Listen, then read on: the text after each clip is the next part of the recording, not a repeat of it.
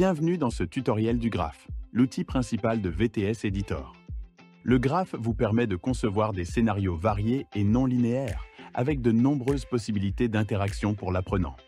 C'est l'une des grandes forces de VTS Editor. Dans cette première partie de tutoriel, voyons comment lire un graphe dans VTS Editor. Le graphe est constitué d'un ensemble d'objets que l'on appelle des blocs. Les blocs sont connectés par des liens logiques, représentés par des lignes blanches. Les liens sont connectés sur les sorties et des entrées sur les blocs. Le scénario commence à se dérouler à partir du bloc début, et l'apprenant peut suivre les chemins définis par les liens, de gauche à droite. Le scénario se termine lorsque l'apprenant a atteint le bloc fin, par n'importe quel chemin.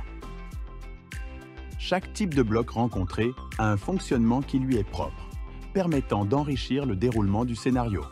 Afficher un quiz, faire parler les personnages, créer un embranchement ou autre. Au premier niveau du graphe se trouve un bloc pour chaque scène qui compose le scénario. Chaque bloc scène contient un autre graphe définissant la partie du scénario spécifique à cette scène.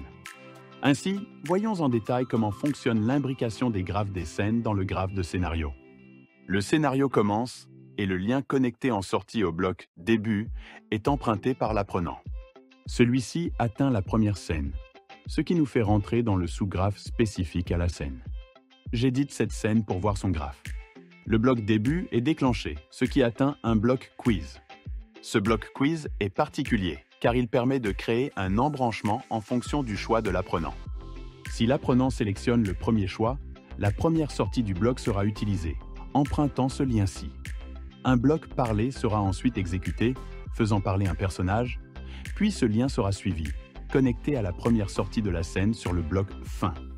Une deuxième sortie était possible. Je remonte au niveau du scénario et je peux voir qu'il y a bien deux sorties sur ce bloc scène. Je sors donc par la première, qui a été déclenchée, et je suis le lien jusqu'au bloc fin du scénario, qui se termine alors.